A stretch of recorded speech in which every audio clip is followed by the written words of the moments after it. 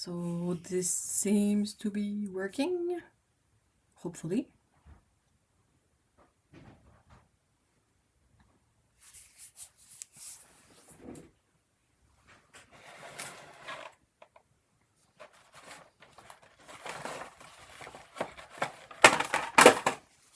Nothing happened. It's all good.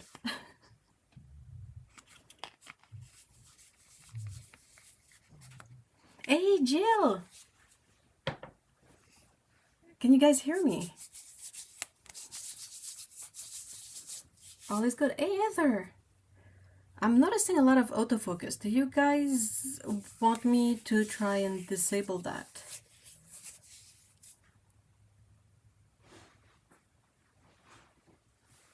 Because I think... Hi, Lyra! Hi, oh, you told me your name. Lena.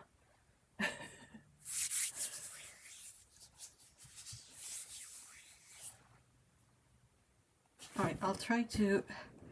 Hi, Idilo. Give me a sec.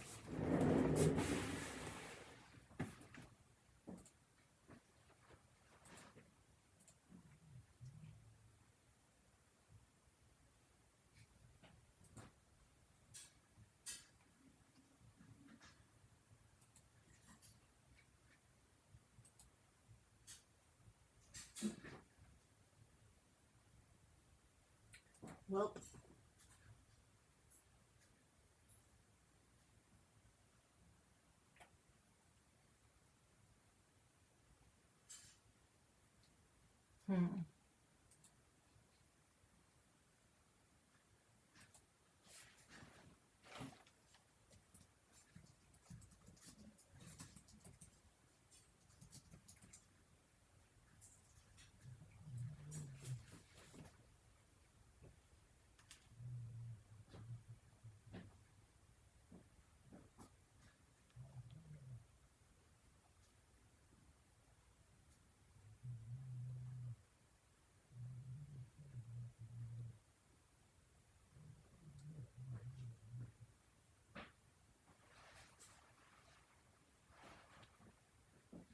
Well...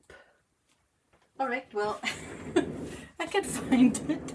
I'm gonna try to keep everything very level with the paper. Hopefully. And I'm gonna...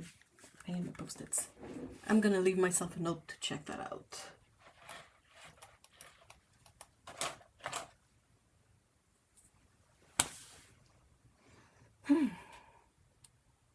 Hey, Tanya, hi. Hi, guys.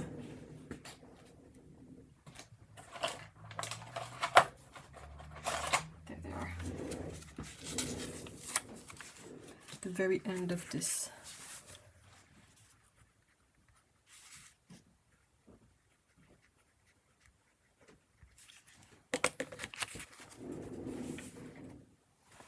All right.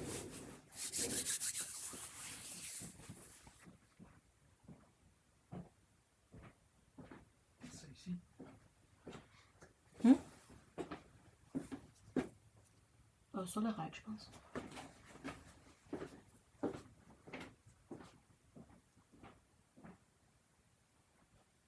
Oh, it autofocuses a lot. Why?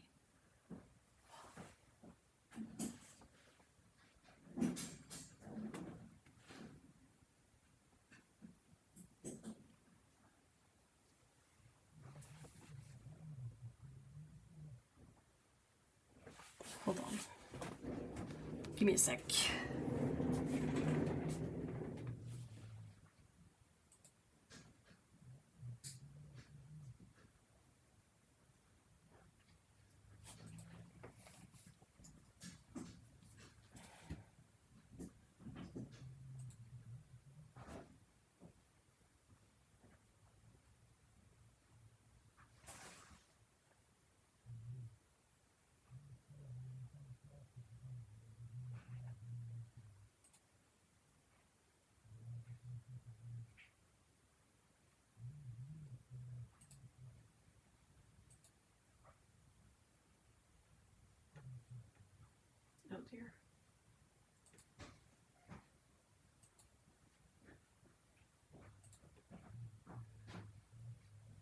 that's not that.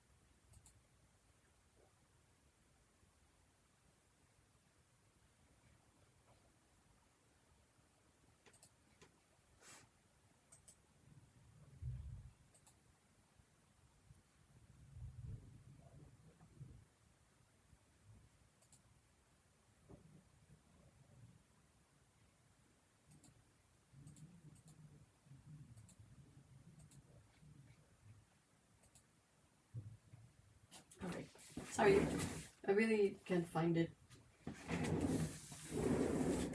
I thought I was onto something, but apparently not. Hi, Peaches and Moss. Hi, guys.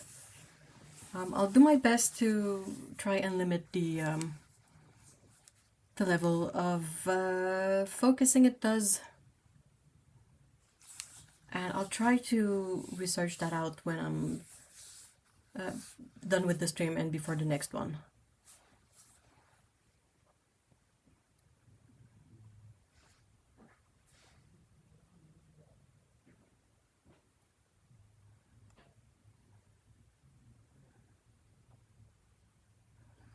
Alright, so yeah, well, with all the technical noodling and all that, we are 15 minutes in, so I think I'm gonna get started, and if you guys have any questions or anything, feel free to ask them in the chat. If possible, if you could sort of either write question before your question or at me, you know, so that I can see it easier. But yeah, so what I have here is I have a pencil with red lead, one with, you know, regular graphite lead, and printer paper, just for the sake of this little demonstration. And what I wanted to talk about today was the very simple rule of thumb that is called the rule of thirds. It is a rule of thumb in the sense that it's not a, you know, a very technical rule. It's just a rule of thumb as an expression refers to any kind of observation that has been repeated a lot of times and kind of, you know, something that works every time but is not necessarily backed by a lot of technical data. Does that make sense? I hope it does.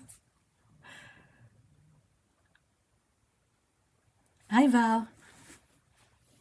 So basically, the rule of thirds is something that I use all the time personally when I'm preparing for a drawing. It is a very simple way to arrange the composition of your painting in a way that makes it a bit more dynamic and a bit more interesting.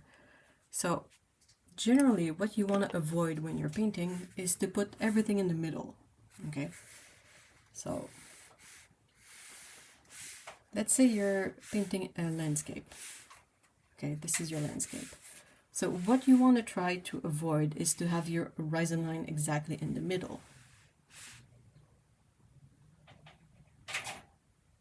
It's not a crime, it's not, you know, the end of the world, but it's not the most interesting configuration for the eyes. So anyone who will look at your picture, they're gonna see that this is about the same, you know, space as this, and it's annoying on a subconscious level in a way. So a good way to fix that is to offset that horizon line. And same with anything that would be vertical. Let's say you have a tree and you put your tree right in the middle. Well, that's kind of boring too.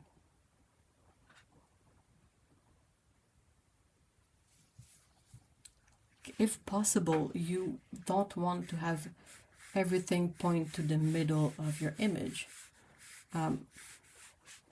It can work in some cases. For example, if you look at a lot of religious paintings, you might often find compositions that are quite centered, and that's because, if I remember my art history class as well, whenever you have something that's quite centered, it kind of gives it a feeling of importance, but at the same time, it's a very static placement for it. It kind of elevates the subject, but doesn't make it more interesting. Does that make sense? I hope it does. It is the same kind of idea with any format of painting you have. You want to avoid putting like this in the middle, and then again your tree in the middle. That's not very interesting. I don't know what you guys think, but I don't find these to be particularly interesting to look at. They're quite boring. Hey, a watercolorist, hi. Bonsoir. So, tea break.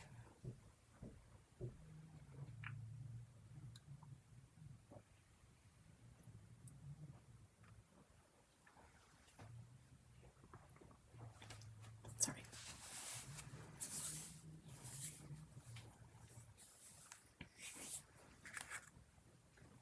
Hey, Lena! The other Lena. We have two Lenas in chat. Hey, Laura, hi!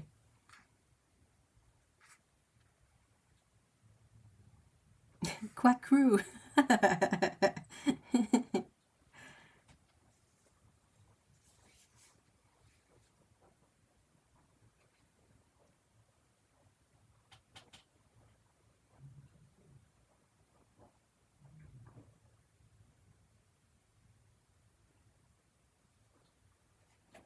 Made it early today, how fun. Hey, it's nice to have you.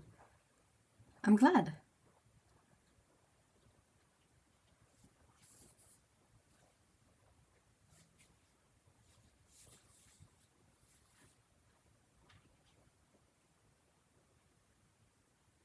I think it heavily depends on what type of subject. Yes, but also no, in a way. Because the thing is whatever you do that's centered is always going to make for a less dynamic composition, because there's not as much movement in the elements of your composition that lead the eye around the image. But it can serve other purposes. Like I said, if you want to impart some sort of feeling of importance or presence to your subject, well, you can have them centered. And that will give that feeling, but it's not going to make for a dynamic image that the eye goes around a lot and looks at everything.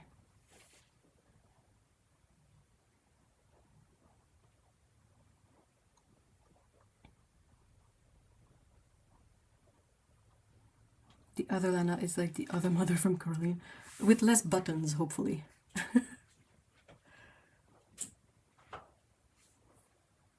So yeah, if you want to do a painting, say, hey Gwen, let's say you want to do a painting of a very important tree, like Yggdrasil, Tree of Life. Okay, this is your format, and you're like, I really want to impart this feeling of presence to my tree, so I'm gonna center my tree. This is a very, very big tree. It's like, okay, well, it's not very dynamic, but you can also kind of use, you don't have to put like the horizon centered. You could put it lower and then have regular trees and have it, so you're gonna get this feeling of presence, but it's not as interesting, because there's nothing really dynamic going on. So it takes a really specific situation, I feel like, to make the best of this kind of composition.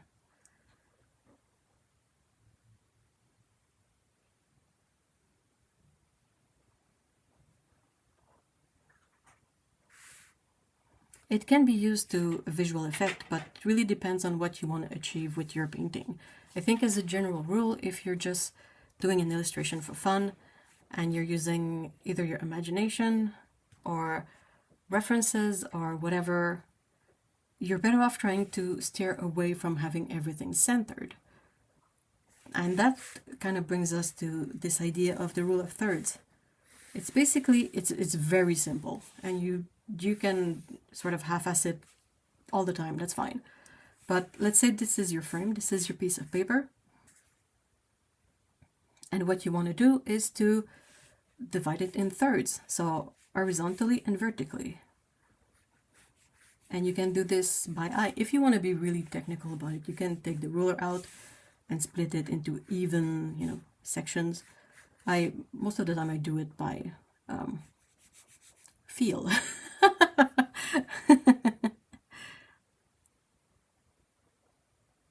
I've never understood the rule of thirds. This is helpful. Oh, okay. I agree on the rule of thirds, by the way. It's such a good guide for composition. The thing is that it's really accessible and it's simple. So it's really hard to forget it. And if you use your phone to take photographs, you can, I think for most phones, you can enable a grid that is in thirds. So that can be helpful too.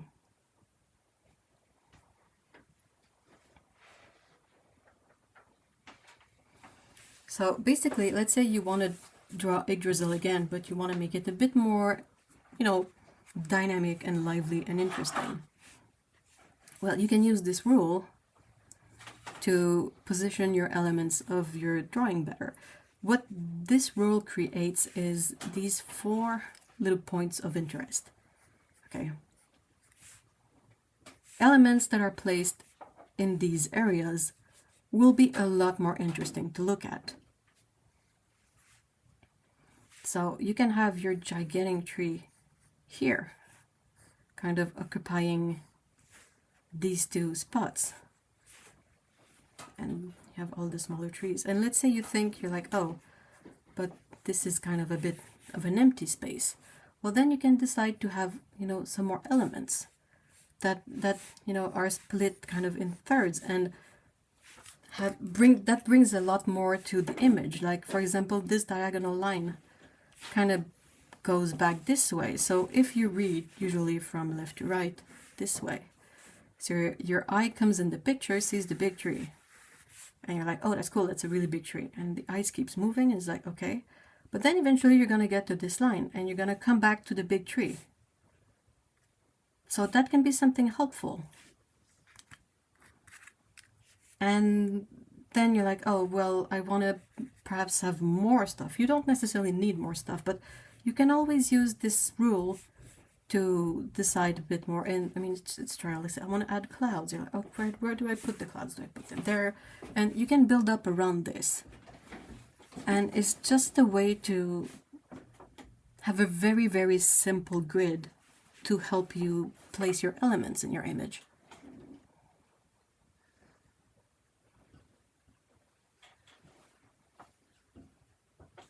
I feel like a cheerleader. That's sorry.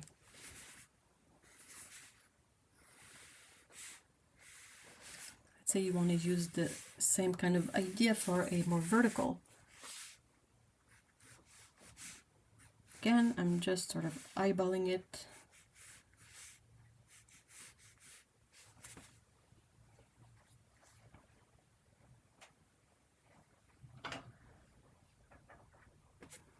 And you can do basically the same kind of element again. Your big tree on this hill there, and you're like, oh, in the horizon. And then here, you see, that would be the middle. So it might be tempting to start another mountain like this. But it's not very pleasant to look at. So you might be better off just having it a bit lower And then you can decide what other elements you want to add to sort of fill out your image. But it can be clouds, it can be, I don't know, you can have like a flight of bird or something, like things that you can place around your image, but without, you know, having everything in the middle, if that makes sense. If you have any questions, by all means, please ask. I'll do my best to reply, to answer. Another way that can be useful to kind of, not exactly the rule of third, perhaps we should call it the rule of 1.5. But you take your framing and you do the lines in the middle, okay? I'm putting them in red just for the sake of this explanation. And then you use these lines to not put anything on them, to help you remember to keep things off-centered. That's it. Sorry. When you go back to the rule of thirds, these intersections, they're focal points. But yeah, you can also use this midline division and make sure that nothing gets on there. So you're like, okay, I want to place my horizon. Well, nope, up in the middle here, somewhere below the middle. And then you're like, all right, I want to put a mountain. Well, I'm not gonna put my mountain like this. I'm gonna, you know, start a bit to the side and have my mountain go this way. And then I'm adding another one, but it's gonna go like this. And then let's say this mountain has a bit of land that goes inward. And you just keep using this stuff, but you know, try to avoid putting anything on the lines. So if I want to put my cat character in there. Well, not in the middle, here, to the side. So it's a bit more interesting. Want to put a cloud? Well, not necessarily here. Or if you, like, you can put things that go over the middle lines, but try to make them, like, instead of being perfectly symmetrical, well, your cloud, you can make it a bit longer this way and then a bit shorter this way. And have another one here. And, you know, this kind of back and forth. I first heard about the rule of thirds in digital photograph course. It does liven up one's composition. Yeah, absolutely.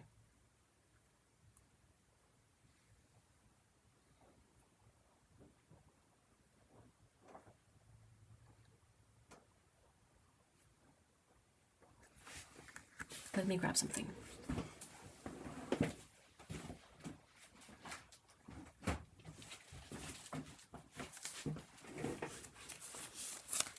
I have a few references printed out here.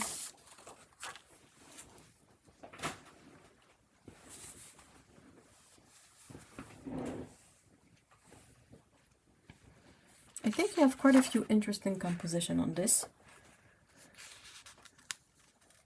But as you can see, there's a bit of everything. So for this photograph here and the little house here, these are quite centered. As you can see here, the trees are quite in the middle and the little house is relatively in the middle. It is the focal point. This is not a very dynamic image, but you can also notice how they put the horizon. Here the horizon is much lower. And the same for the house. It's hard to see on this one, but you can see there's a lot more space sort of above ground than the space the ground occupies.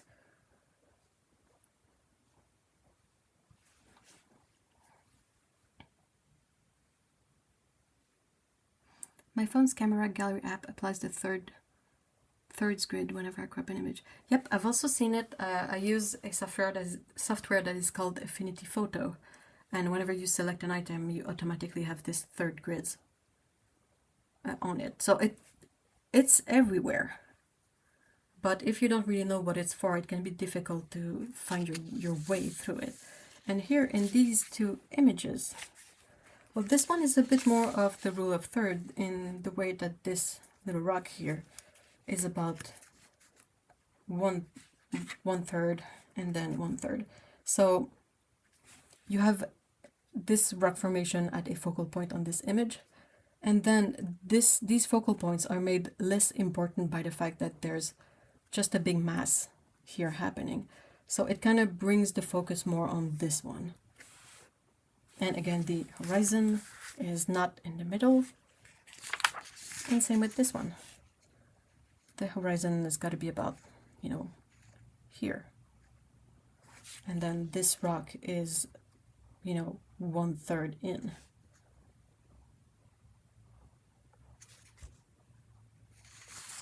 If I wanted to, let's say, draw this one, but make it perhaps a bit more dynamic,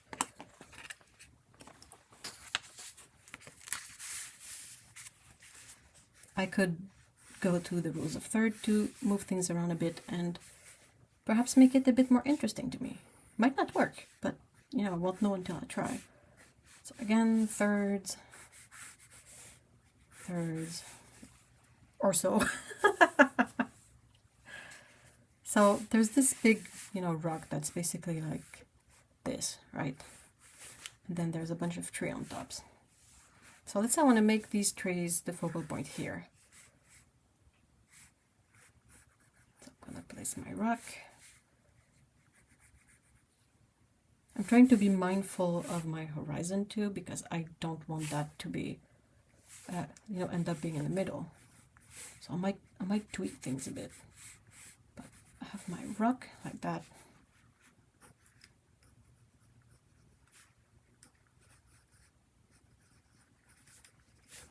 Trees. Then the rock is doing its rock things. There's a bit of an extra rock there.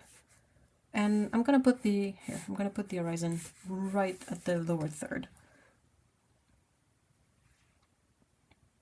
Oh, I'm glad you understand, Laura.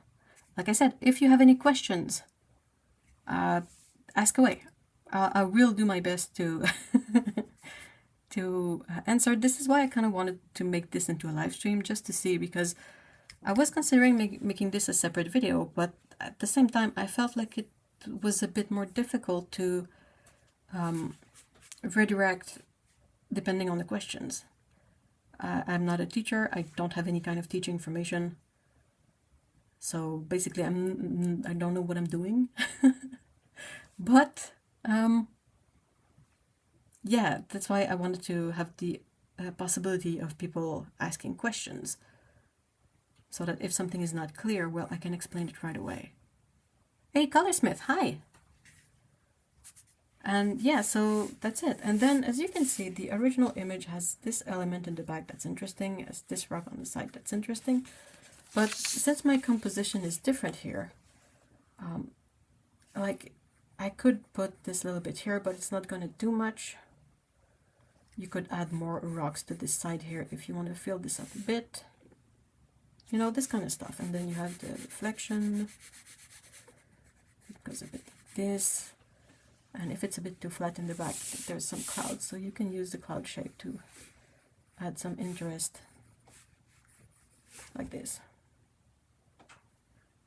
And if you like this kind of composition and you're like, oh, okay, cool, well, then you can sort of take this, bring it to your painting paper and paint that. Oh, thank you so much, Lena.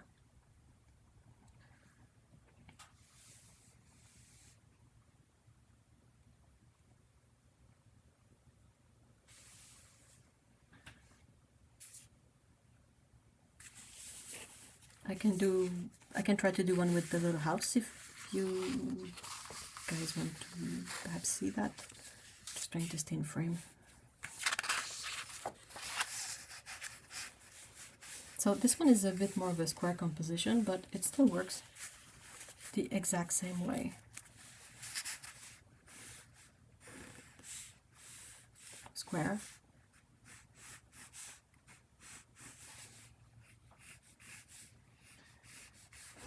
Thirds.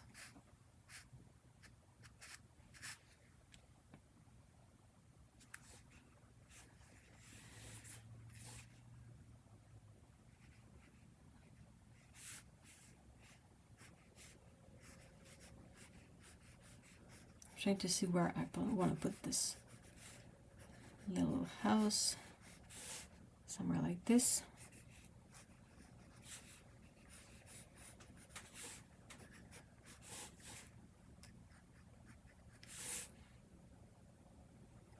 So I didn't put it necessarily on one of the focal points, but it's still, you know, at the thirds of the image. And then I can sort of try to find the big shapes. So the ground kind of goes like this if you sort of interpret it roughly. There's a patch of water here and some more stuff. So you can fill in the detail, but basically this is going to be an area of dark, so that's going to be interesting. There's a big rock here, so I can use the big rock to add a bit of an interest here. And again, the background is not really anything, so you can either just add some shapes or just, you know, make it a gradient wash if you want.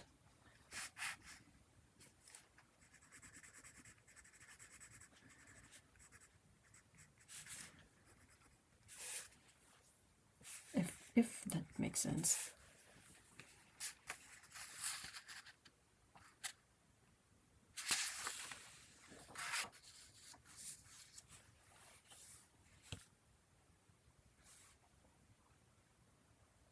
It is pretty simple. I don't think there's much more to it than that.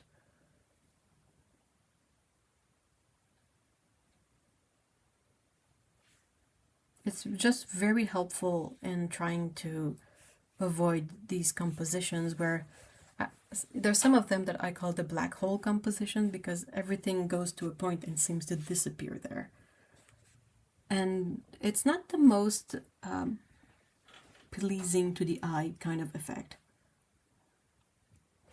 Isn't the rule of thirds a variant of the golden ratio? I don't remember. The golden ratio is a bit more difficult to quickly just put down on paper, which is why I think the rule of third is really interesting for that, because you can quickly just put it there. Moving the focal points actually improves the composition of the photos, in my opinion. Yeah, it really depends on what you want to tell with your story. I'm not a huge fan of having things in the middle, but like I said, it can be something that you do on purpose for a specific effect.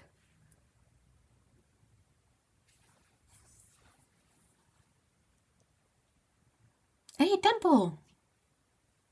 Such a great discussion indeed. Oh, thank you so much.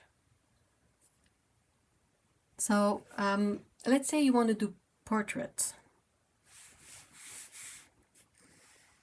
I'm not that familiar with portraits, so let's workshop it out. Usually portraits are, you know, portrait or thirds, just quickly.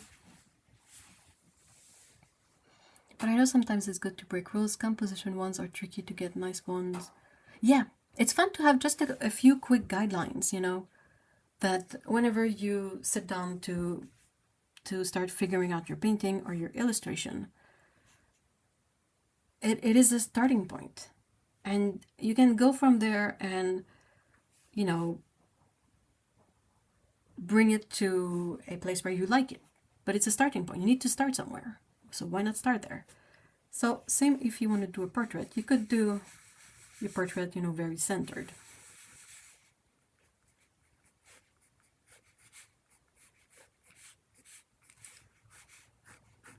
You know. And aside from really looking like an ID card, it can be, you know, used in some ways. But it's kind of not that there's a reason this is what we see on ID cards, is because it's not very emotional, not very interesting, very matter of fact, very, you know, technical in a way. Okay, tea break.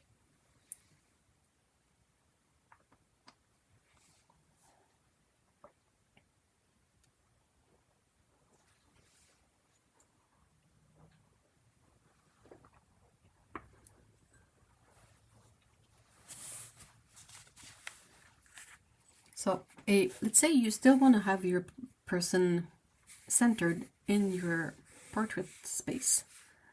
One thing you can do to perhaps make it just a little bit more interesting, well, since we're going to do this one centered, let's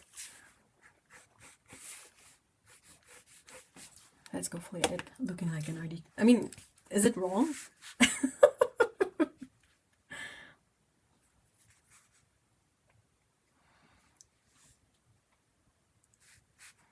So one thing you can do is at least have your subject not facing towards the camera.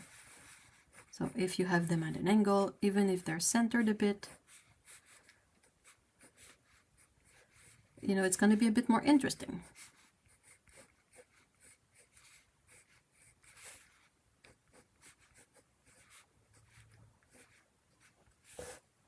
You know, it's not ideal, but it's better.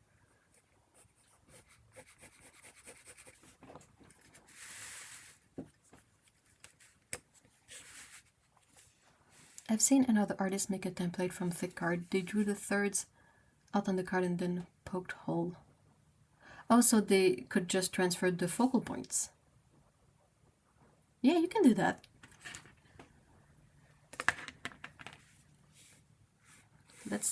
Let's bring this portrait even further along.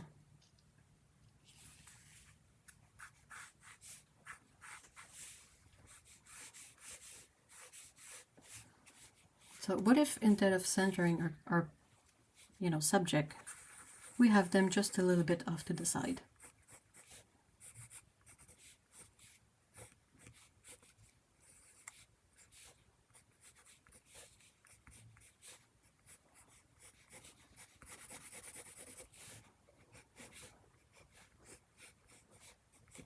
Now I feel like this is the most interesting setup for this.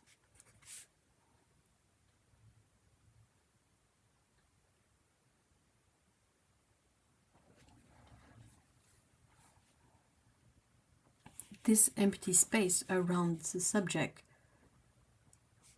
brings a lot of energy to it, in my opinion.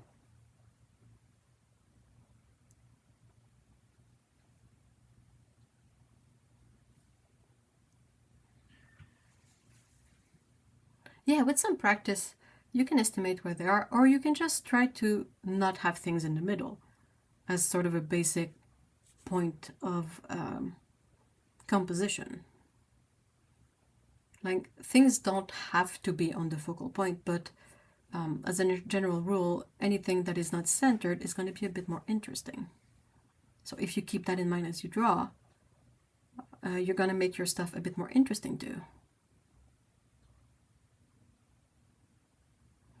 Interesting. I remember one of my art teachers saying that the face should be divided in thirds, also not in half.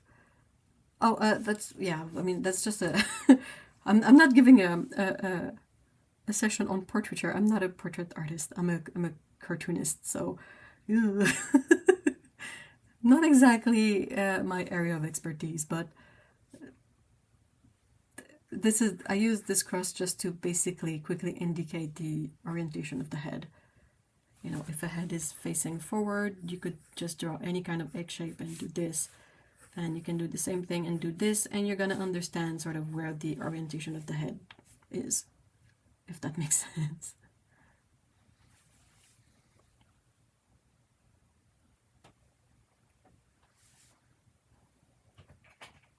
I like to put an eye in one of the focal points for portrait, because when we look at people, we usually look into one eye and the other one blurs away. And it's a nice effect for portrait. That sounds really cool. That's a really good tip. Thank you so much, Anna.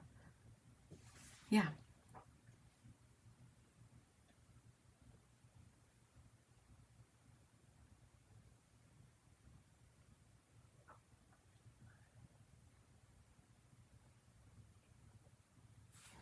There's something else that I wanted to mention too.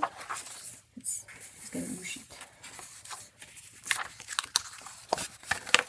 Sorry about that. That's probably going to focus weird for a second. I'm sorry.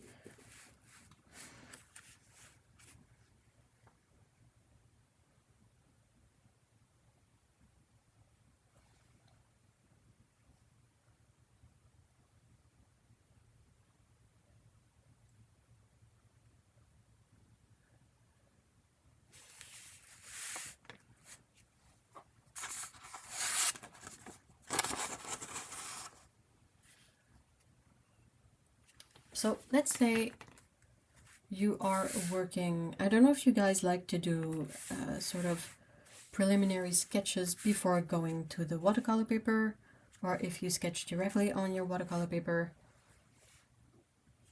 I usually like to do a little sketch in my sketchbook just to figure things out, and then when I have things figured out, I can take this and use it as a base to guide how I'm going to draw on the watercolor paper. And there's a way to kind of quickly fix a sketch, a preliminary sketch, without having to redo it all the time. So let's say okay, so I'm gonna be painting this landscape format, and I'm gonna be drawing a big tree, and at the bottom of the tree there is a small house, and then there's some bushes, and then there's a little guy with a pointy hat. And then you're like, oh, dang it. I really like, hold on, let me make this even worse. And then you have sort of an horizon thing and more trees and stuff. And you're like, oh, this is boring. Well, you can really easily, this is just your preliminary sketch. So you can be like, okay, so what do I want to be the focal point? Let's say I want my little guy to be the focal point. So line through the little guy. So this is a focal point. And then you can sort of redo your framing. You're like, okay, so let's say third. So let's say this is the height still of my painting. But then I can decide to move things around and be like, okay, so if this is the width, then the other line of thirds goes here, and then the third one goes here. So this would be my new framing, where at least the little guy is, you know, at the focal point, and my tree is just to the side of the middle. So it's a bit better. And then you can be like, oh, but my horizon is still annoyingly in the middle, but that's something you can just decide to draw a bit lower. And fixed it somewhat. At least you can use that to like start your sketch and to see if it works any better. So you don't have to redraw it like until you get it right. You can draw something and then fix it, and then use that as a starting reference for your sketch.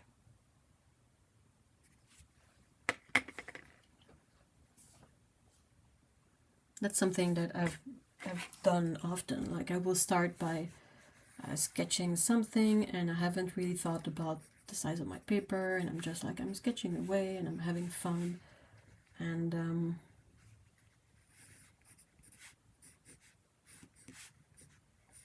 just whatever. And then I'm like, okay, and then like this, and I'm working, and I'm like, oh, it's boring.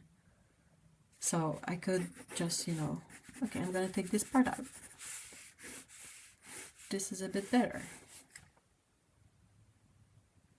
And then you can be like, oh, I want more space at the top. Well, you can expand. Well, I can't because my paper cuts there, but you know, you can expand and crop a bit more tight and have this space that you go, okay, so this is my new area. And once you've figured it out in your sketch, then you can sort of work it out more easily in your sketchbook or on your painting paper.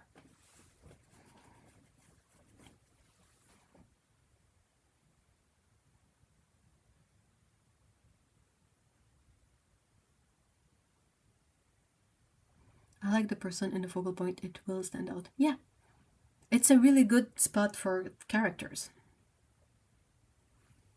or faces. You know how the human eye is really attracted to faces, which is a bit why we see faces in toast, blankets, wood patterns, clouds, name it.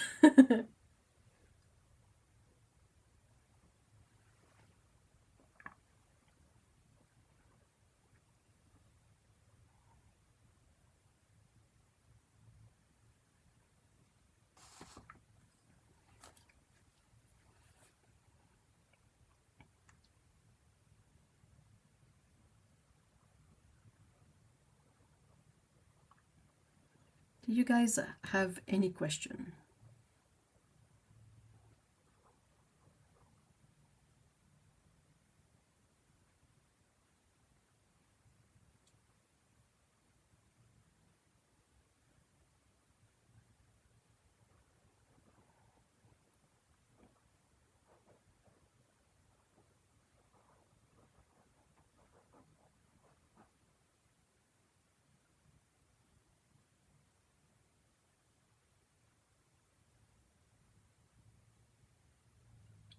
How are your brains feeling after this kind of info dump, in a way?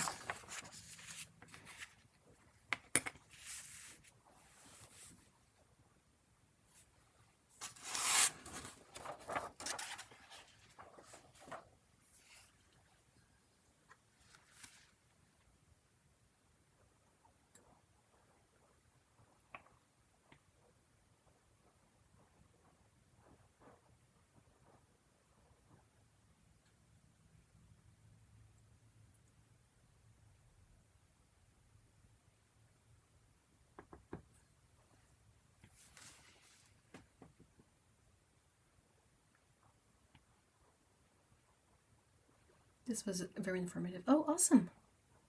Thank you so much.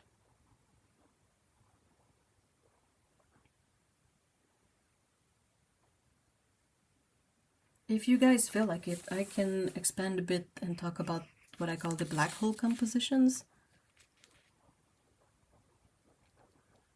But if that's already enough to digest, I can do something else.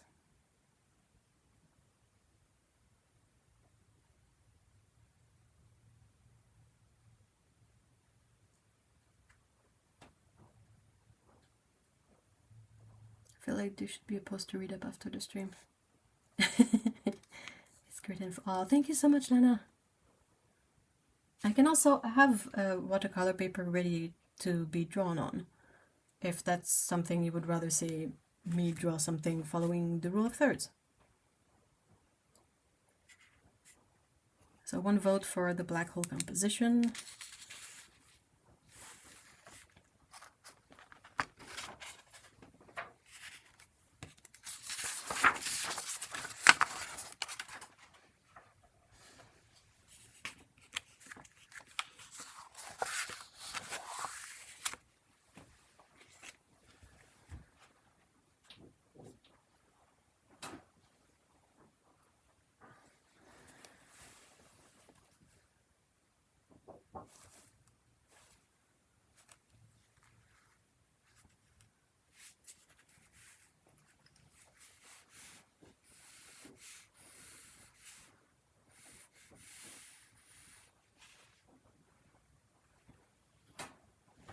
Love these topics. Extra reinforcement plus new info from other artists' perspective. Appreciate the discussion. Yes to black hole. Black hole, yes, please. Can vote for. Okay, well, I can start, and depending on how this goes. So, I think we've all seen a drawing like what I'm gonna be demonstrating here. So, great classic, horizon in the middle. Okay. And then usually you have a path that goes straight to the middle of the image. And then often you will see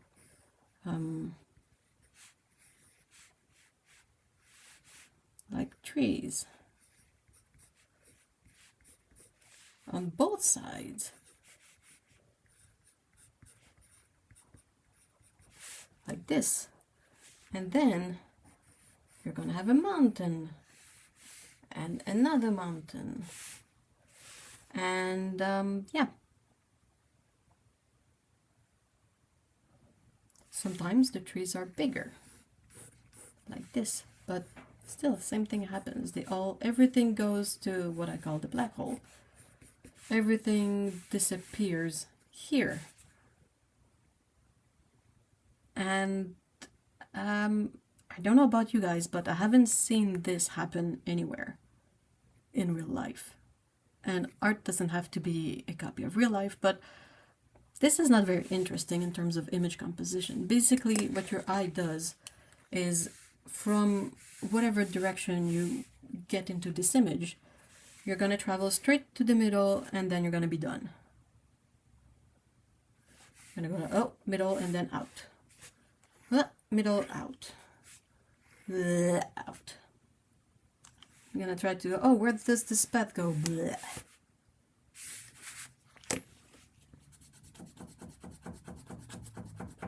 Oops. So, boring? Can we agree that this is kind of meh? It's not interesting. It's a one-point perspective, but on top of a bunch of composition problems. Because it's not only a one-point perspective, it's exactly in the middle of your sheet. So I call it the black hole because everything looks like it's starting and disappearing in the middle of your sheet. Not fun. There are many ways to kind of edit this kind of composition to make it a bit more interesting. You can use any method, you can use all the methods, you can really switch it around, but kind of like leading the viewer off a visual cliff. That's a really good way to put it. I like that. So let's start by assuming that the person who drew this, whoever they are, they're really intent on having this focal point. Okay? That's really important to them. So how can we kind of keep this idea but make it just a bit more interesting? I actually struggle with one-point perspective because I feel nothing in real life is like that.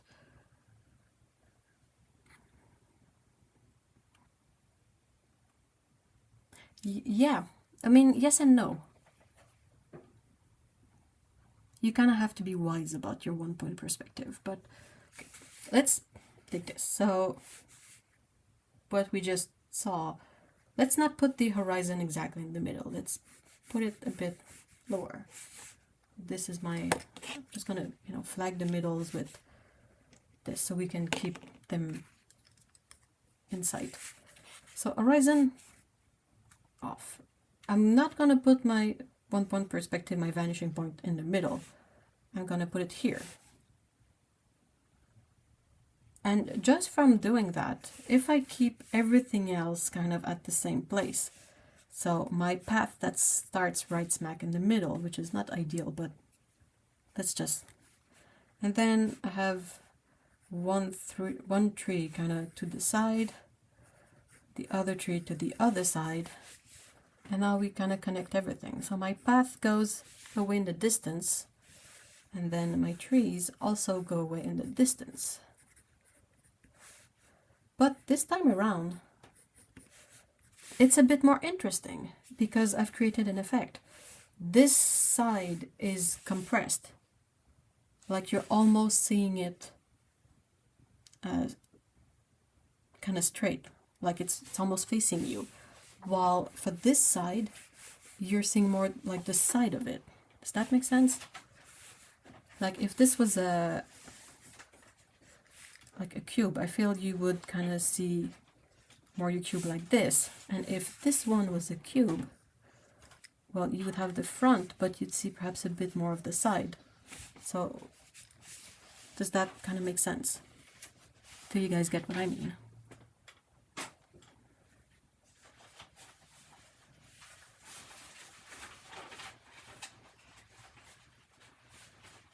And then if you add in the mountains, well, they're probably going to be a bit kind of, leading. Everything still leads to this black hole, but at least there's a bit more going on with the different diagonal element in this image. Instead of everything being really symmetrical, you have like a bunch of different diagonals that, in my opinion, are perhaps a bit more interesting to look at. And also you have a bit more empty space here at the top. So that's also interesting. It's what's it called? Empty space, empty area. it's a bit more interesting.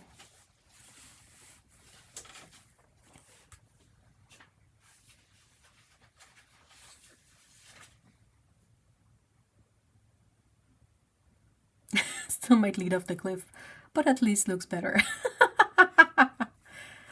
Okay, so we have this. This is a bit better, but I'm pretty sure we could improve on this idea and to make this feel a little bit less like a surreal scenery,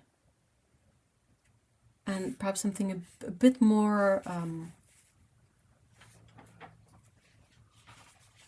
can I say this? What I'm trying to find words for is to explain the fact that you will hardly ever see a scenery like this when you go walking outside. It can be interesting to draw, but if you want something that feels a bit more natural in a way, there's a couple of more things you can do to this idea to make it just a bit more interesting. So again, start with landscape format, very uneven, but that's okay. So we put our horizon a bit lower, not in the middle. Again, flagging the middle to keep track of them. And I'm going to put my vanishing point at the same spot, just for the sake of the perspective.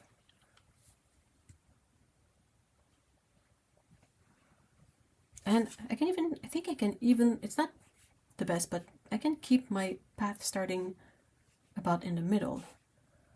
But this is what is going to be interesting. What if I have the path do something a bit more interesting? Like it starts to the side, and then, oh, it turns.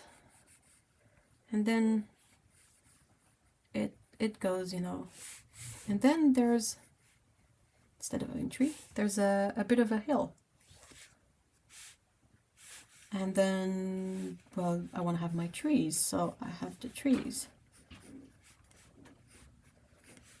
And they don't have to line up perfectly. Like this one, like if you were seeing this from the top, okay, let's say this is the top view. I have my path. My path goes like this, goes like this. Okay. And I have one tree here, and then I have one here, and one here. And here is the hill. And then the path goes somewhere behind, and we don't really mind that much. Like, we don't need to see the path go all the way to the vanishing point. That's not something that is particularly, you know, mandatory for our eyes. And then this one is a bit on the hill, and then, well, it goes the other way. And here I can have a bush, and I can still have a couple of trees that I decide are planted in a row. So, like, what? One, this one is about here, so.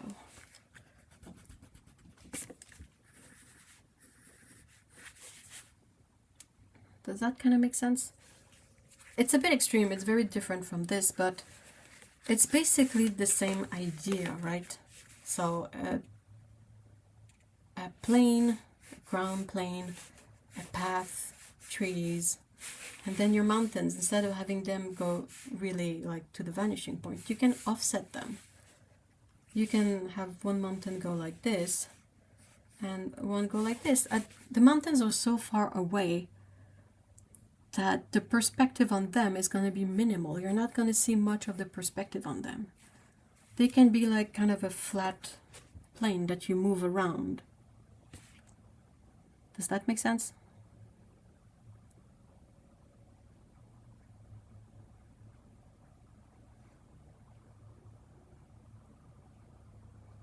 And what I would do personally is start from this and then perhaps do a couple of iterations where I try things to see what works better, what kind of lines I prefer, and then take that and make my drawing from it.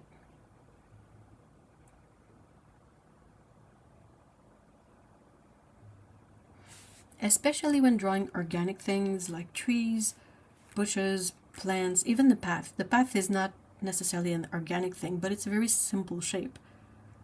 It's just a, an area on the ground. It's not something that you have to build up. It's not a house, it's not a car, it's just a path. So with all these organic shapes, you're not as bound to following the structural vanishing point to make it make sense. Basically, if you draw a lot of organic things, what the vanishing point tells you is just how much of a side of a thing you're gonna see. So my vanishing point is here. Well, now I kind of understand that stuff better. Cool. Yay. All right, so 1 point perspective, let's say I have my box here. Okay, so that's basically probably more of a rectangle, but you get the idea. And if I have like a box here, well, it's going to be a bit more squished. So now if instead of boxes I have plants in those spaces, like 2 bushes, it just means that this one, I'm going to see more of the side of it than this one. And the same for trees. If I have a tree, it just means that the same tree that would be like this side, I would see more of the side of its bark, whereas this one, I'm going to see just the front mostly. It's kind of a guiding point to make sure that the elements you put in space are consistent, but they don't necessarily have to be following that rule textbook all the time. Because, what happens if in my 1 point perspective I have a box that's not, on the same angle as everything else? Like this is basically, if you look at it from the top, it just means that you have 2 boxes like this. Then your vanishing point is somewhere here. So in the way that they're going to be drawn in perspective, they're going to be different, but from the top they're basically the same box. But what happens when you have a box that's like this? That doesn't have, one of its face pointing straight towards you. This one has all of this that's visible to us. Does that make sense? So it's not everything has to fit perfectly into the 1 point perspective, but it gives you a sort of reference point so that you can figure out the angle of stuff. It's the same idea as your horizon line, If you have your horizon,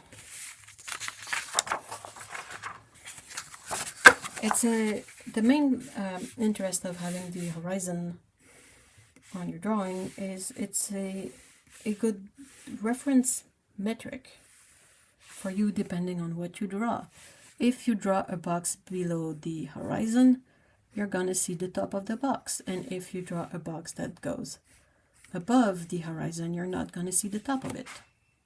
And that can be all that you kind of need to keep in mind. If you draw a boat, well, if your boat is like this, you're going to see the inside of a boat. But if your boat is like this, you're not going to see the inside of a boat. You're just going to see... Does that even make sense? My boats are absolutely dreadful boats, awful boats. 0 out of 10 boats. But it's basically just that. So that you don't end up with things in your drawing that don't match with the horizon.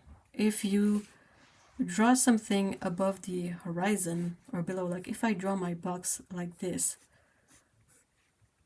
below the horizon, it's not gonna look right. You're like, oh, what's happening with this box? This box is weird.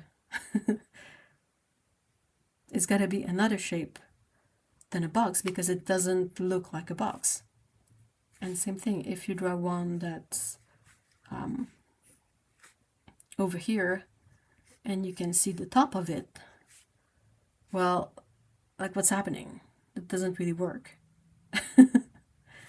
So I don't know, this is perhaps a bit more confused, but that's the basics of trying to be consistent about the volumes in your space. Even if you draw flat, even if you draw really simplified shapes, it's just always a good thing to keep in mind exactly what sides of your flat shape you're seeing. You can also, like, if you have a floating box, well, you're going to see the bottom of the box.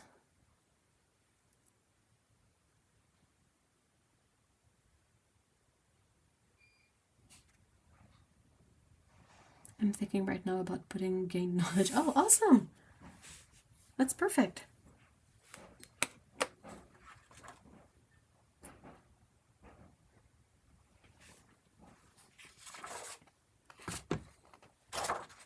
I'm gonna try to do one last black hole composition that's not as, you know, different as this one here, but also perhaps a bit better than this one. See if we can make that happen.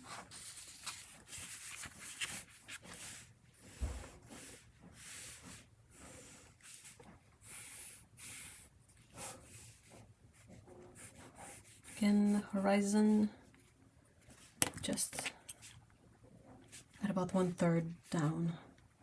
Well, 1/3, the bottom third. Still gonna put my vanishing point here.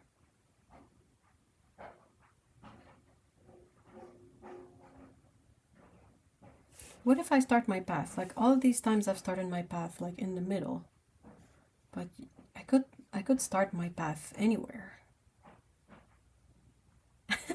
Oh, sorry. There you go. That's that better. Hey, Gwendolyn, hi. Hey, Doodad, hi.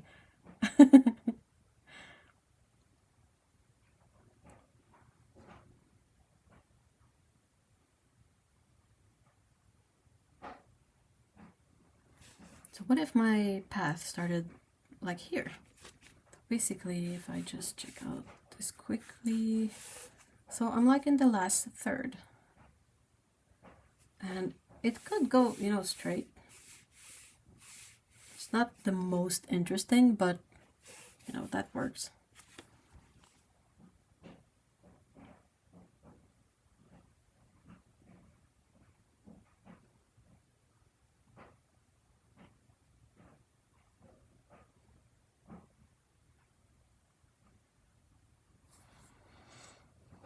The problem often seen with one-point drawings is that it needs all subject face the angle, and thus, well, you don't have to, but it's difficult to set things at a different angle. Well, not difficult, but it's, you know, it's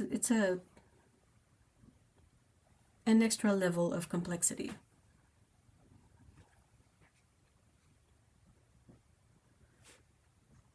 So what about the trees? What if instead of having the trees be like completely straight, what if we sort of have them be a bit more in odd places? I could have one here, could have a different one here, perhaps a small one here, and then, you know, more trees. That way also, in this angle, if I put a lower 3 here, it's gonna intersect with the path. And there's a thing with overlays, like when you have elements that kind of overlay each other, it adds a lot of depth to an image, which is kind of a bit of an issue with the black hole composition, because sometimes when everything is spaced evenly and there's no overlap, that makes it even more flat. Even if it follows that one point perspective, having each element be, you know, completely isolated, it makes the thing so flat, so flat. So here our trees are a bit more compressed, which means that on this side the trees should be a bit less compressed, so you might have a bit more space between your trees. You can have a further one in the back, and then more tree, and then you can kind of just keep them a bit vague in this area. So you still have your path here, but you have a bunch of threes that perhaps feel a bit more organic. And the kind of issue with this setting is, you know, if you look at the original, what happens in this space?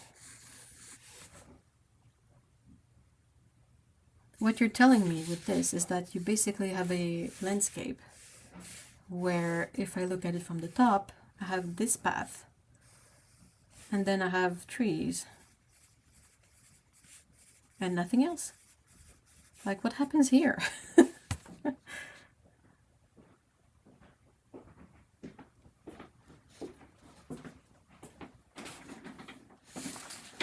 So you could add more trees. You could, one of my go-to is just to add bushes. it's such an easy shape, and it fills in like really well. Here you could make it so perhaps there's a bit of a hill. And then we also have our mountains in the back, so the mountains can come in here and add something a bit extra. How would I go about the mountains? Add something like this a bit. You know, just have it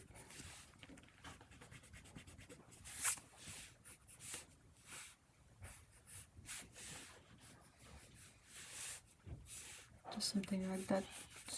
Perhaps could try a bunch of different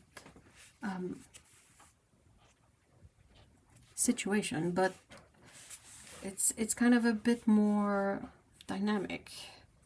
You could add rocks if you want to add a bit of extra things. It doesn't feel very natural, but at least it's a bit more visually interesting. Like there's a lot more movement in the image.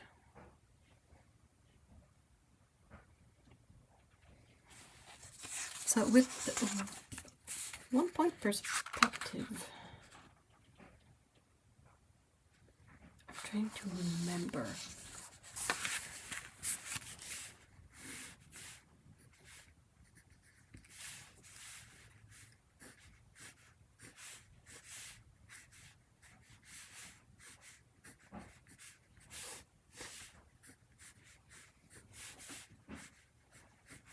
Basically, everything that faces me is gonna go to this point.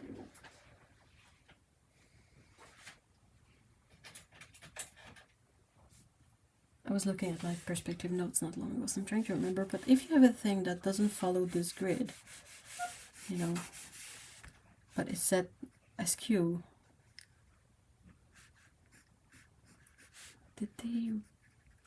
that's something I might look into for a future.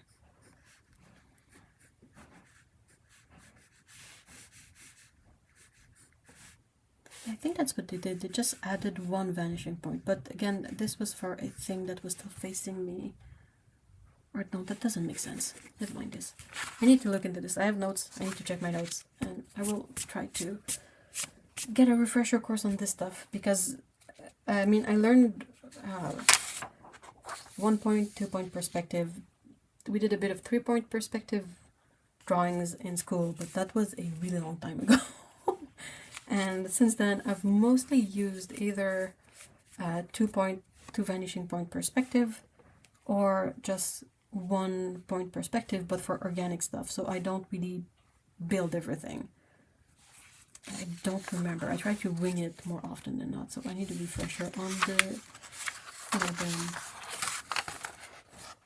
the techniques and everything.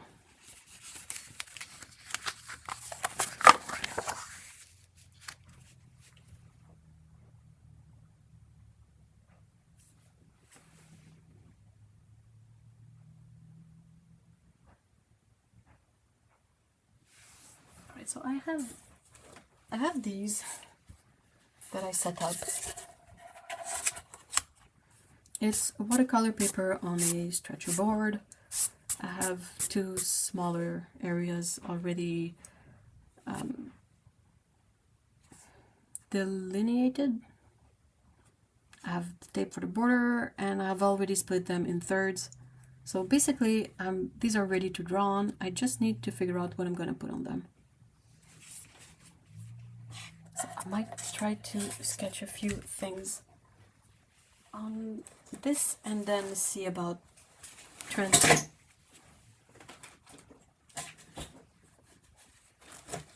Sorry about that. See about transferring my sketch to the board when I'm done. I'm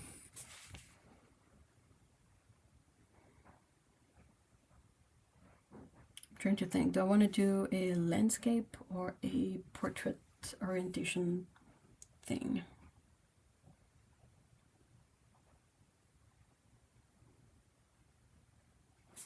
Let me try a portrait one. Okay,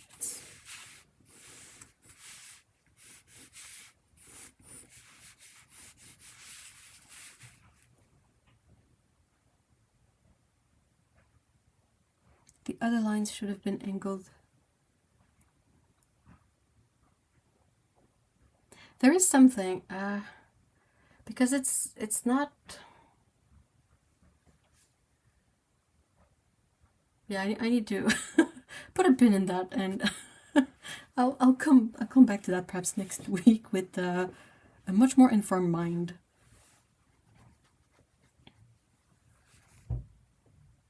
Towards. The other line should have even angled towards the vanishing point.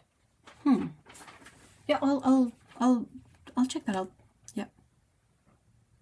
I heard 3-point perspective is recommended to be used if the subject is being looked at an extreme below or above viewpoint. Yeah, exactly. It's for what's it called in English? Low angle, high angle, plongée contre plongée in French. So yeah, basically looking at something from above or from below.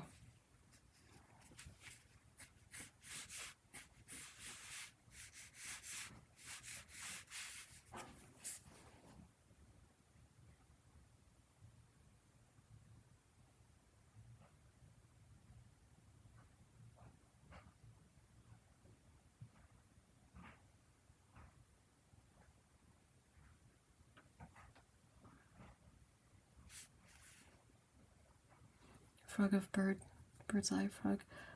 You know, I've never used these words to describe it. It's either high angle or low angle, or en français, in French, plongée contre plongée. Plongée is basically dive, so, and contre plongée is sort of the opposite.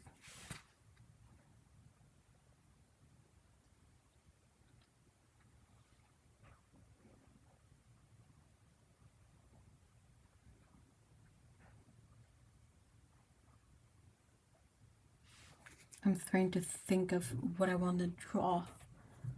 What do I feel like painting? Always the $1,000,000 question.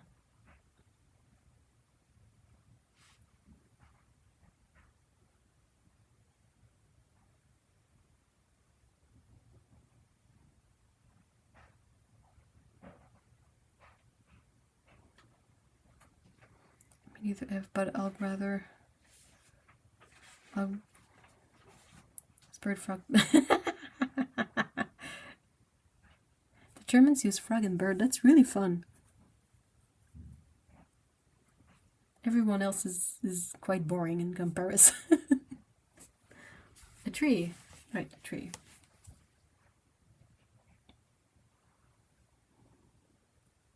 What kind of tree? A leafy tree or a conifer? Adventure cat, castle. Hey, you guys are on the same brainwave than I am. That works for me. Okay,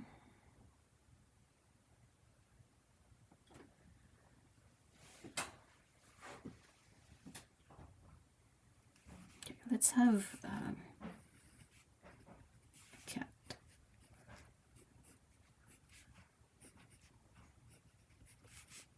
This is my cat placeholder. And let's have the cat look from behind ruins.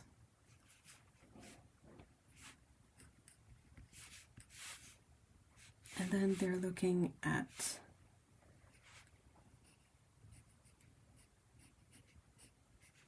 castle.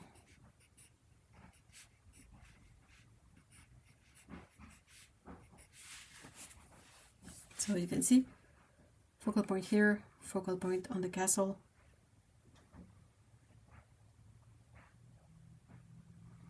Oh, worm's eye view, bird's eye view. But I was all worms don't have eyes. Yep. They couldn't get one past you. Hey, achy boys. Speaking of that kind of stuff, I'm gonna take a little tangent, but I really often see two sayings, and I always feel like people mix them up, and it just bothers me. It's a bit of a ramble. If it's raining outside, people get told like, oh, you can go outside, you're not made of chocolate. And if it's hot, people go, oh, you can go outside, you're not made of sugar. And I always felt like it's the other way around. Like if it's raining, you're not made of sugar, and if it's hot, you're not made of chocolate. Because if you put chocolate in water, nothing happens. The chocolate gets kind of gross, but aside from that, nothing happens.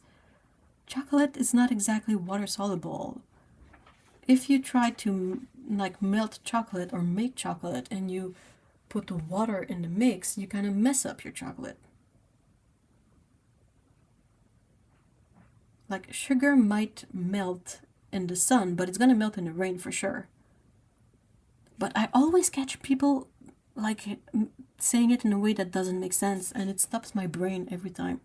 I kind of freeze up. I'm like, no, that doesn't work. No, ah. I know what you mean, but it doesn't work.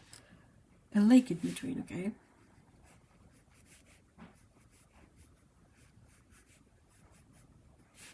So a lake, so you kind of need water on this side, water on the other side.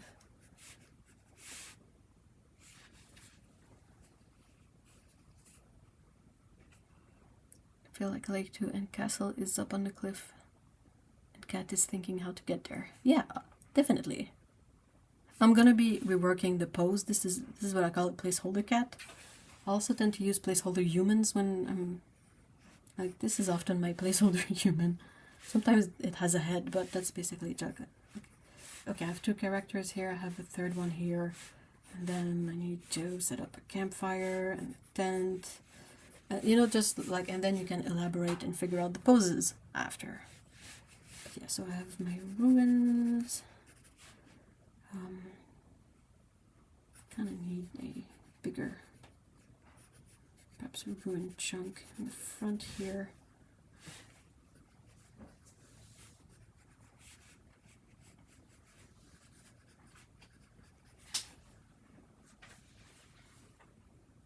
Now I kind of want to visit.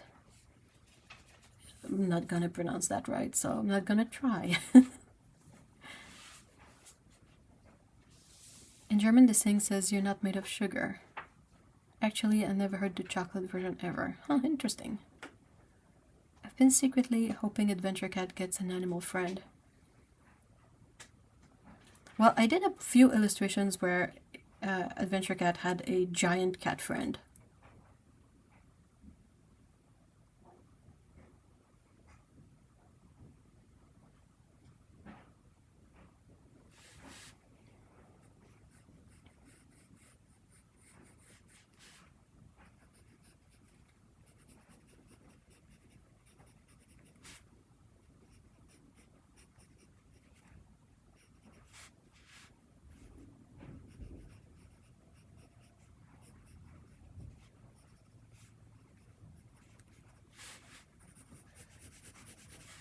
Alright, so that's drawing idea.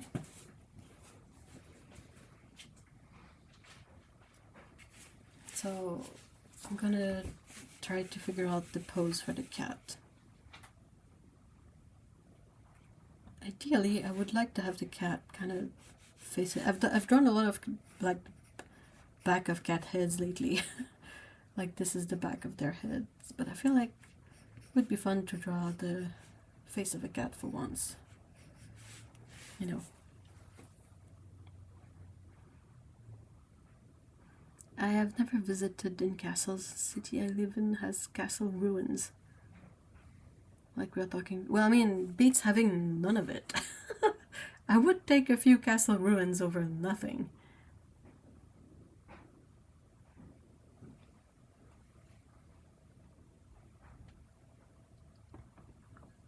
Hey, Paulo! Hello, hello! Alright, so cat is looking...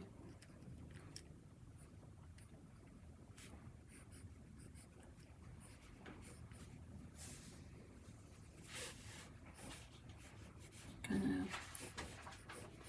leaning a bit.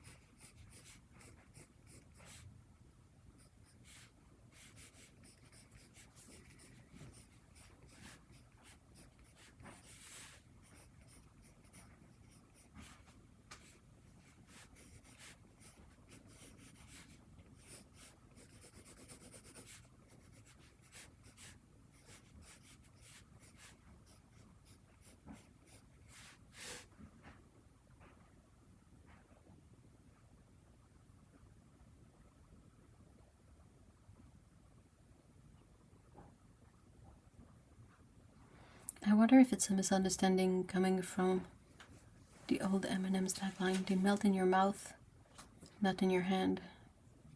Sugar does dissolve in water, chocolate in heat, yeah. Also, like, they've always kind of perhaps banked on the fact that people wouldn't question that too much, because I'm pretty sure that all of us as kids have had M&M's in our hands for way too long. And it made a mess. Like, if your hands get a bit moist or sweaty, you're gonna have all the dyes like dissolve in your hands.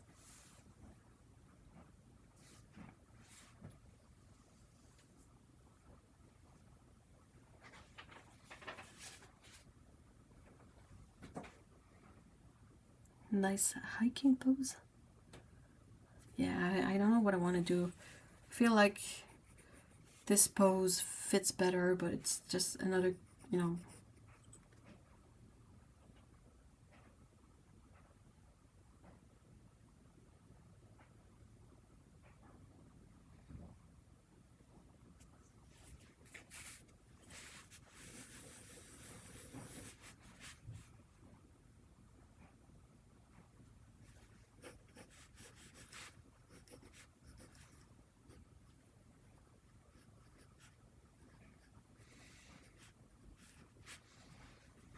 It's kind of difficult because the cats, they don't have really eyebrows.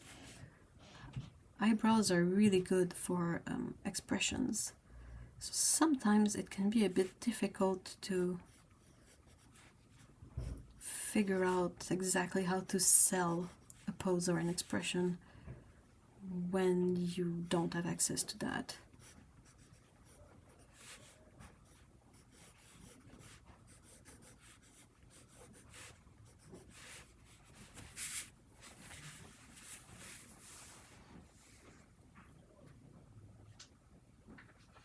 There's a reason I don't really like chocolate. It is all to do with getting messy hands. They totally melt in your hands, or if you keep them in... Oh my gosh! Oh no! Oh no, not no! Loose M&Ms in your pocket. No, no, no, no, no, no. That sounds like a nightmare. Eat faster. Just shove it all in your mouth.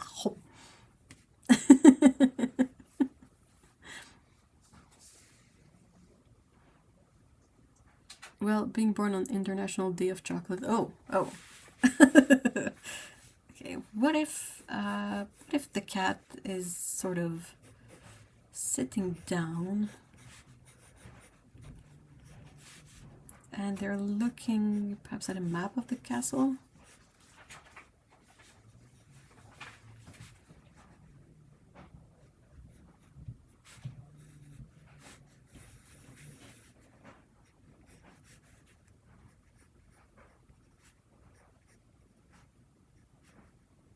Then perhaps still have that sort of thoughtful hand gesture if I can get away with it.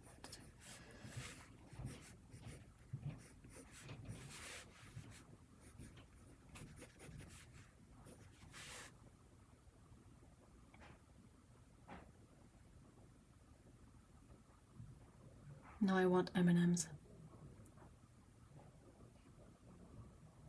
M&Ms are such a weird sort of confectionery.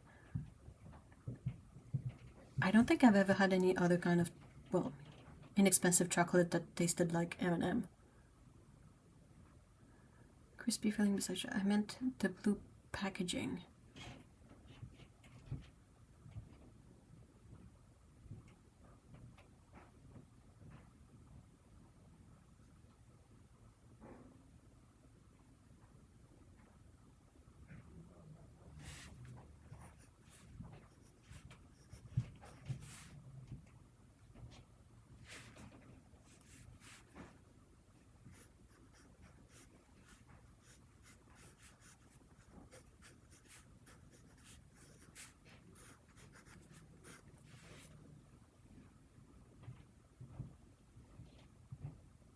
Canada has a sort of extra brand of chocolate like M&Ms. They're called Smarties.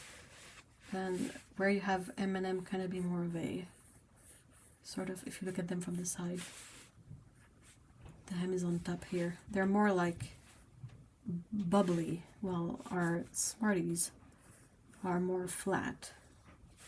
But it's still chocolate with a crispy sugar coating. Is Adventure Cat eating chocolate? Not quite. I'm trying to do that, you know, that pause with the thoughtful pause with the finger over the mouth, but it's pretty difficult to do when your character doesn't have eyebrows to really sell it.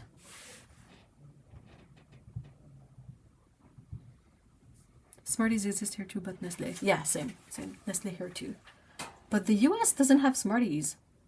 To them, what is called Smarties is what we call rockets here. And it's basically just, you know, the sugar candy.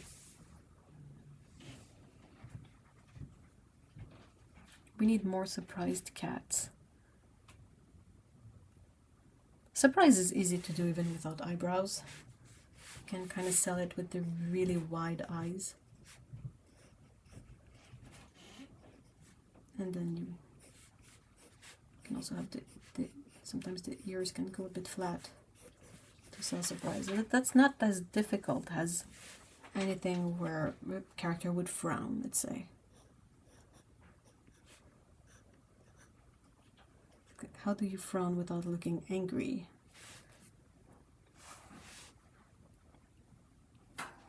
I saw limited edition flavored strawberries and cream. Ooh. But they're only big bags, and what if they taste horrible? That's a very valid concern. Good of you to kind of think about this stuff. Sometimes I get done in by the, ooh, special flavor, and I don't realize that it could taste awful.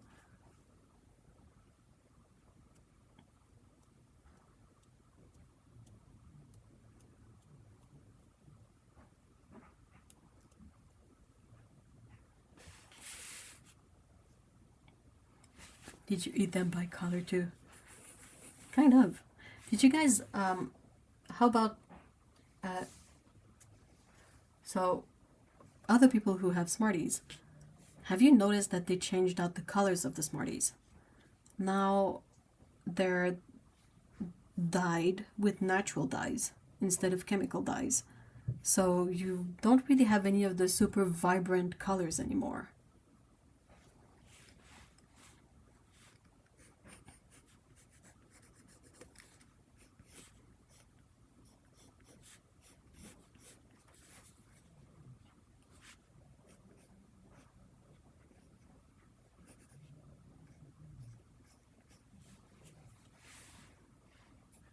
Now I just checked them into my gut, but they're full chaotic energy. M&Ms, I don't think Smarties have flavor. They're very different.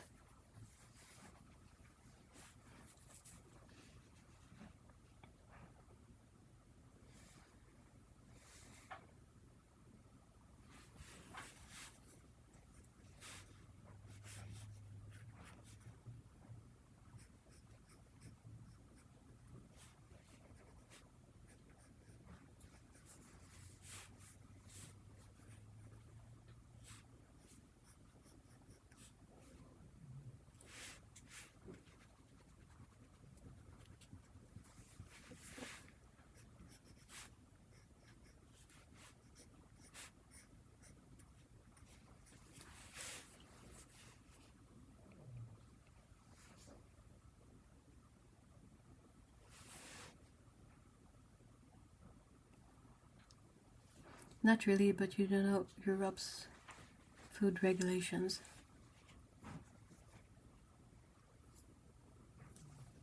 I was just really surprised, like when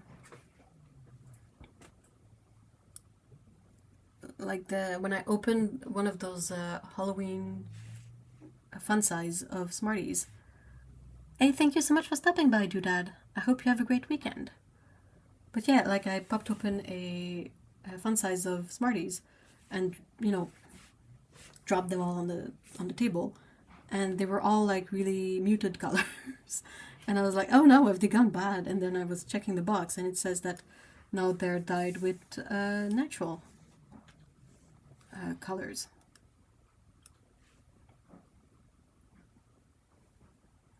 Haribo gummy bears were much better and harder with artificial flavors in them. I want Britain's cola with lemon. Available here with the normal sugar. There's so many different regulations and variants of these things depending on where one lives. Gotta get the pencil case. This here. Apologies for the sounds.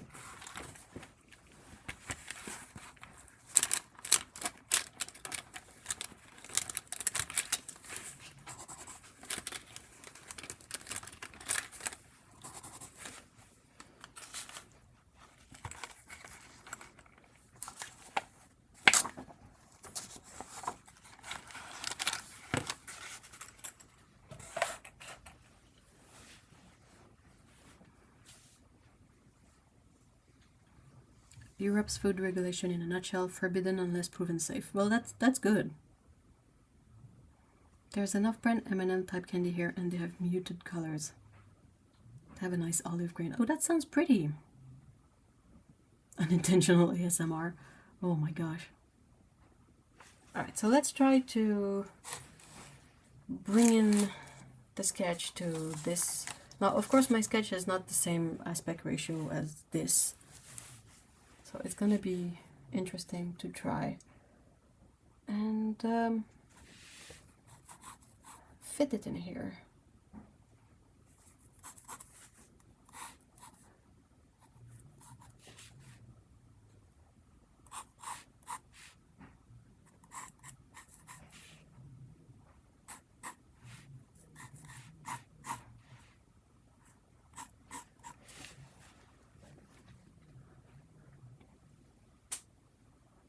I've noticed the color change too here in the US. I bought myself some kids cereal Fruit Loops and they were so dull. I googled to see if I got a bad box somehow. Yeah. And then you realize that like we grew up eating the brightly colored food. That's gonna be fine. Right? There's not gonna be any issue with that.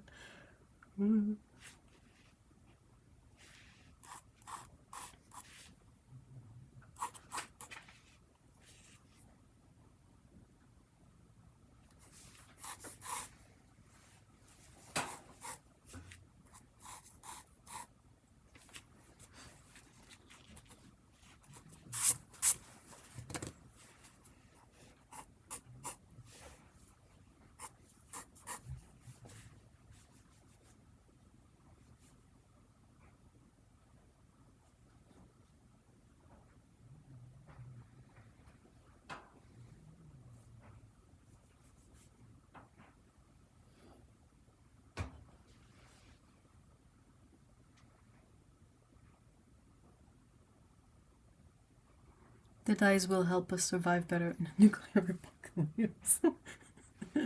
Maybe. That reminds me that the US recently banned that red dye.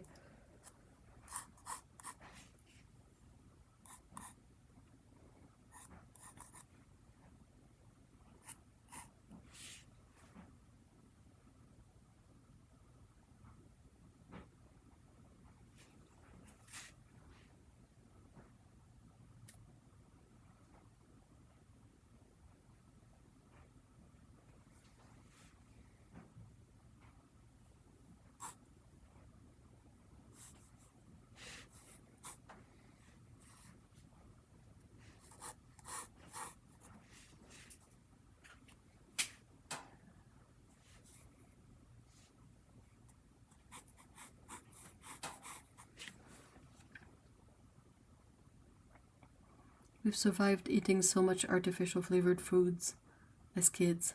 We had that drink in Ukraine back then, which dissolves in water, awfully bright coloring, a bit like Kool-Aid. Kool-Aid is basically that. It's dyes, sugar, and flavor.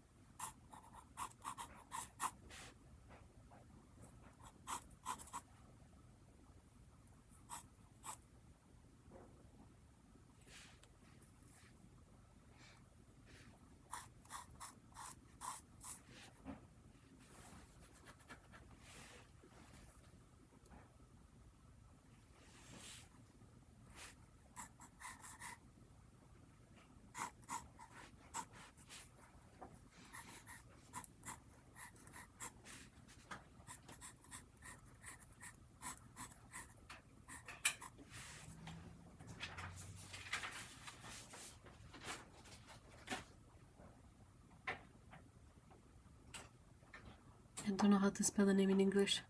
Was something similar to invite. Just add one. We have Tang.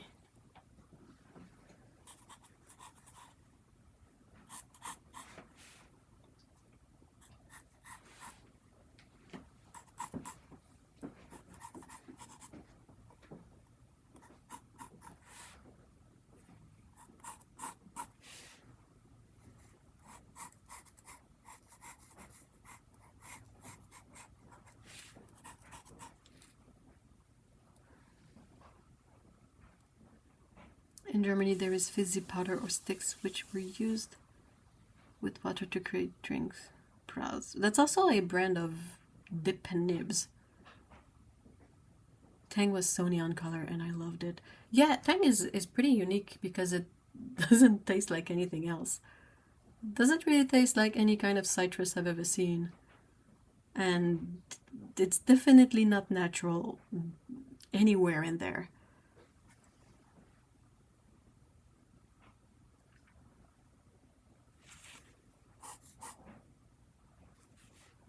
So I had set my cat to be somewhere here if they were standing.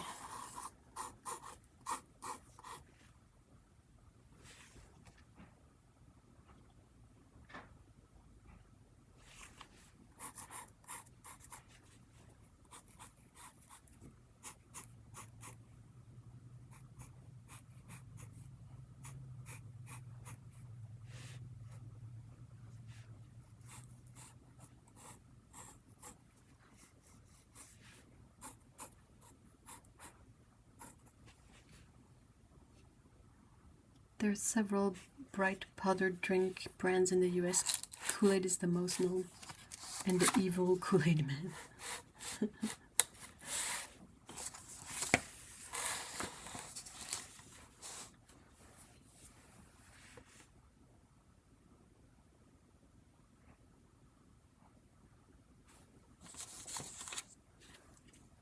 Hey, Yuri! I once watched a video of someone dyeing their hair with Kool-Aid. Let me tell you, I once dyed my best friend's hair with Kool-Aid when I was a teen. And it works. Yeah, yep. It's a thing.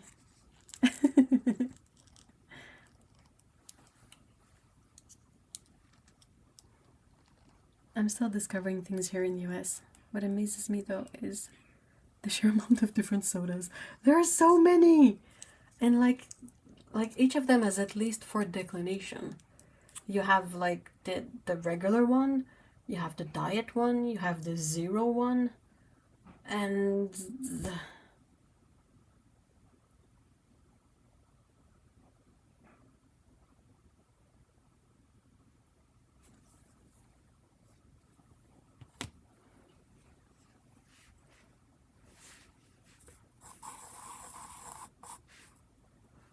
I might just go for another pose of the cat not looking at us and kind of have the focus be more on the scene itself rather than the character.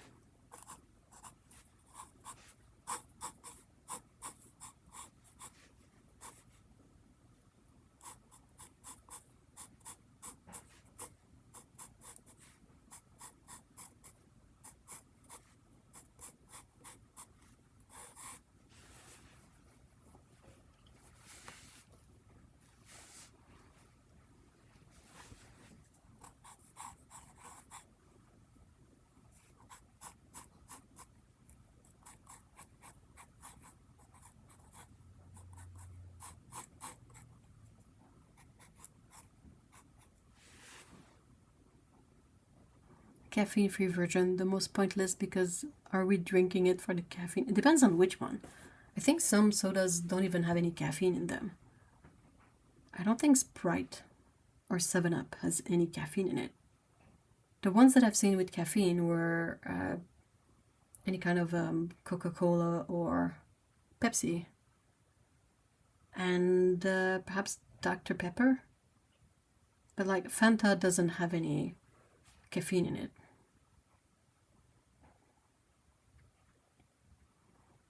Oh yes, in Ukraine it's way less, like regular one and 0-1 mostly. I mean, that's all you need. I don't even know what the diet one is for.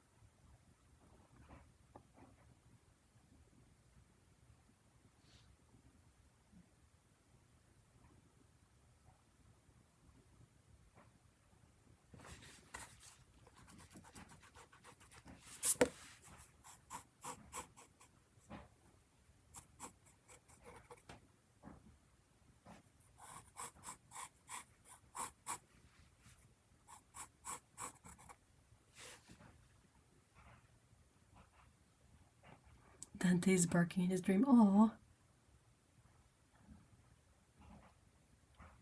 Apparently Fanta looks very different in the US. Yeah. Though I think one of my favorite sodas, I don't know if it would count, but it's fizzy. And it's Orangina. And it's kind of hard to find here now, and the one we can find is actually from Poland. I don't know what's up with that, but we get the Polish Orangina. I often prefer drinking, well, Choritos, so Jarritos, which is a Mexican soda brand over Fanta. I think perhaps I've seen it here in some grocery stores.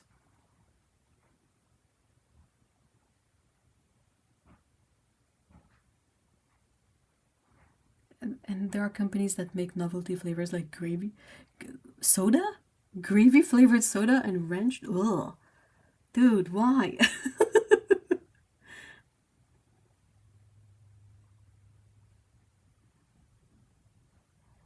I like root beer. Root beer is a really weird taste.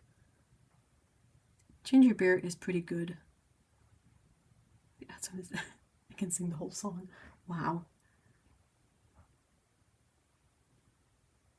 For the longest time, I was physically unable to drink fizzy stuff. There was just some sort of reaction that I had a hard time just swallowing the fizziness, but apparently I can do it now. So I've been trying out all the soda I haven't been able to drink before. And it's been really interesting. I used to have to wait until a soda was flat before I was able to drink it.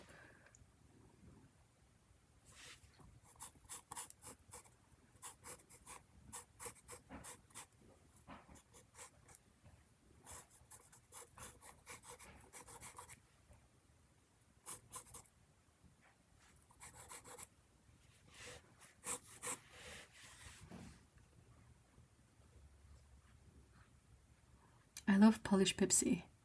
Somehow, oh really? Huh. Which one is authentic? I love vanilla flavored cola. There used to be vanilla cola from Finnish brewery. They're gone all. Then there was really nice mild tasting cola from smaller maker. Well, it is discontinued also. So it's like Coca-Cola, but vanilla Coca-Cola. Because you can get vanilla just fizzy drinks. It's a cream soda. It's really good too. What's not to love? It's vanilla, it's sweet, and it's fizzy. Polish stuff has some good taste. I swear, Lay's sour cream and onion chips are the best in Poland. I had them there a lot, and they're just not good. Oh, that's so interesting. Huh.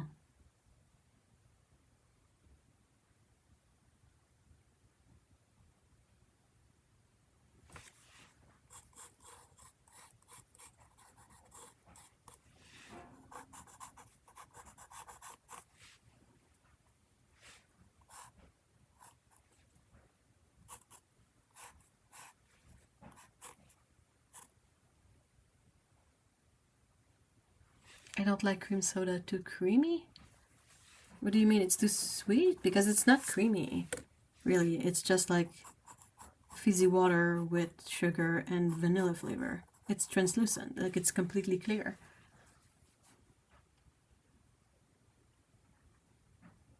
Never had cream soda. Yeah, it's just like sweet vanilla flavored fizzy water. Hey Dawn, hi! Hey, just in time before I end the stream. We're talking about sodas now. But if you want to go through the composition stuff, it's from the beginning of the video.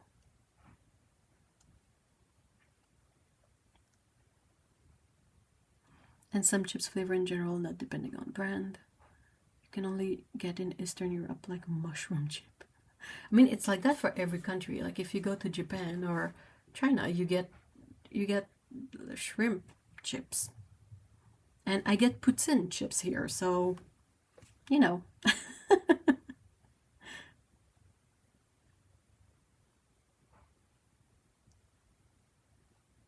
Yeah, Val, I saw that about Mexican Coca-Cola. It's a really prized and sought after recipe.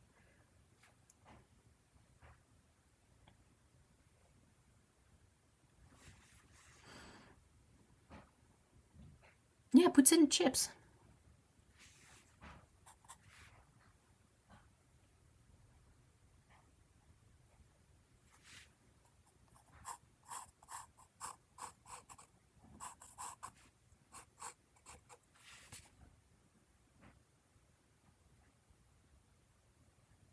Germany is so boring with chips flavor. What also intrigues me is an authentic poutine.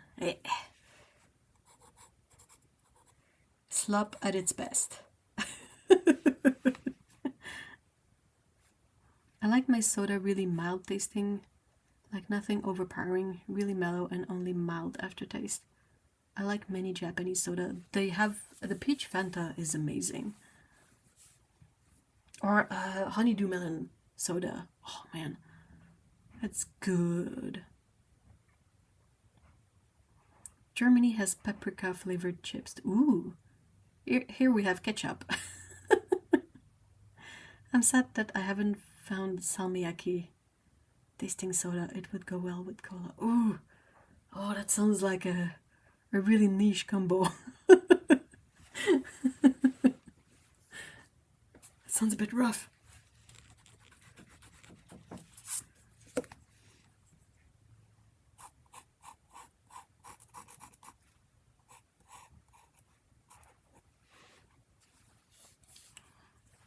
I like Lay's with crab. Miss them really, and my sis can't send them to me. Yeah, with the crab part would really not do well with customs. Oh, that's an unusual mix. Not what I was expecting. Ketchup chips, we have them too, but not too many, mostly advertised to kids. Yeah, I think that the other flavor that is perhaps a bit more unique to Canada is the all-dressed chips. And the way to describe kind of all-dressed chips is basically if you were to mix all the regular flavors together. So barbecue, ketchup, salt and vinegar. And like if you mixed all of that together, you might get something that tastes a bit like all-dressed. Right now I'm drinking a Puerto Rican soda called Cola Champagne. And I think that sounds delicious. Try mixing any soda with buttermilk. What does the buttermilk bring to the soda? I'm trying to live vicariously through your descriptions because I cannot have dairy. How does that taste? It's amazing. All dressed chips are amazing. But yeah, they basically taste a bit like ketchup, a bit like barbecue, and a bit like salt and vinegar all together. Here we have, oh, patat yopi. Patat yopi flavor, which is a fry sauce. It's like sweet mayonnaise with onion. Oh, that sounds really interesting. I currently like simple salt and pepper chips. And they have some spicy flavor from the pepper. Oh man, I need my chips like drowned in powder. When I have them, I need them like extra coated or something. I'm sure that's good for my health. It's gotta be brilliant for it. Buttermilk taste was an accident and I really like it now. Huh. Now I want to go to the chips restaurant again. Just for some non-authentic poutine. Well, I mean, poutine is simple. In the sense that if you can manage to get the squeaky cheese, you're good. That's the most difficult thing to get. But like I was talking to Otto, and Otto is in Scotland, so quite far away from Quebec, and they had a poutine shop that had the squeaky cheese. They probably made it on location, and that's kind of all you need to really make it a poutine is the cheese.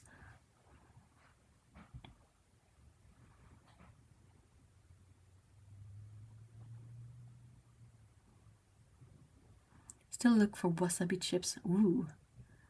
I have a few times find it, but they tend not to be popular here. They gotta be all up in your nose, right? Hey, Amy, hi. Well, what I miss, most of it, to be honest, I'm about to end stuff. But yeah, we had a fun chat about perspective, and now we're talking about chips and soda.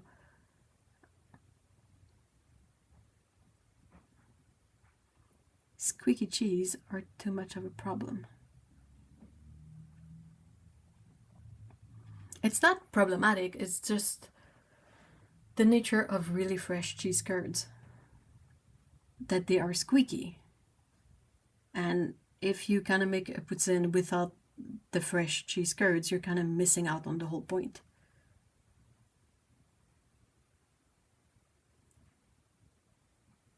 Have a beautiful weekend. Thank you so much. Hey, you too, Dawn. Thank you so much for popping by. Oh, popping in? Stopping by? Something? Yeah, I need a break. Well, thank you so much, guys, for being fine with me testing something out. Let me know if you have any questions, any feedback, any comments in the comments on this video. I will definitely take that into consideration, and I will see perhaps about continuing having talks about perhaps perspective of or other elements of drawing in the live streams if you guys enjoy that. And yeah, again, thank you so much for being here. I hope you guys have a great weekend, and we will see each other in the next live stream next weekend, same time, same place, all of that. So take care, guys. Bye bye.